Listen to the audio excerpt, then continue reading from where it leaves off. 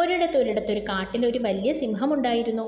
ഒരിക്കൽ അവൻ ഭക്ഷണമെല്ലാം കഴിച്ച് ഒരു മരച്ചുവട്ടിൽ വിശ്രമിക്കുകയായിരുന്നു.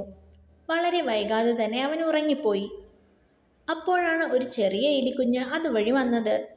എലിയുടെ അനക്കം കേട്ട് സിംഹം ഉറക്കത്തിൽ നിന്നും ഞെട്ടി എഴുന്നേറ്റു. എന്തു ധൈര്യത്തിലാണ് നീ എന്നെ ശല്യം ചെയ്തത്? സിംഹം ദേഷ്യത്തോടെ അവൻ്റെ നേരെ മുരണ്ടു. പാവം എലി പേടിച്ചുകൊണ്ട് പറഞ്ഞു, പ്രഭോ, എന്നെ വെറുതെ വിട്ടാലും. ഞാൻ അങ്ങയെ ഒരു തരത്തിലും ഉപദ്രവിക്കുവാനോ ശല്യം ചെയ്യുവാനോ ഉദ്ദേശിച്ചിട്ടില്ല. എന്നെ ഇപ്പോൾ പോകുവാൻ വിടുകയാണെങ്കിൽ പിന്നീട് എപ്പോഴെങ്കിലും എനിക്ക് പറ്റുന്ന വിധത്തിൽ ഞാൻ അങ്ങയെ സഹായിക്കാം. ഇത് കേട്ട സിംഹത്തിന് ചിരി വന്നുവെങ്കിലും എലിയെ വിട്ടയക്കുവാൻ അവൻ തീരുമാനിച്ചു. എലി നന്ദിയോടെ കാട്ടിലേക്ക് ഓടിപ്പോയി. മാസങ്ങൾ പലതും കടന്നുപോയി.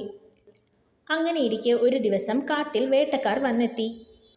അവർ വലകളും കെണികളും ഒരുക്കി മൃഗങ്ങളെ പിടിക്കുവാൻ കാത്തിരുന്നു. അപ്രതീക്ഷിതമായ ഒരു ദിവസം സിംഹവും അവരുടെ കെണിയിൽ അകപ്പെട്ടു.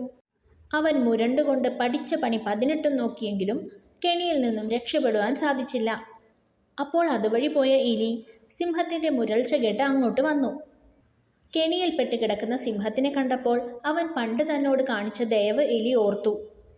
തൻ്റെ കടം വീട്ടുവാൻ പറ്റിയ സമയം ഇത് തന്നെയാണെന്ന് തീരുമാനിച്ച എലി തൻ്റെ കൂർത്ത പല്ലുപയോഗിച്ച് കെണിയുടെ കയറുകളെല്ലാം കടിച്ചു മുറിച്ചു. അങ്ങനെ സിംഹം കെണിയിൽ നിന്നും മോചിതനായി.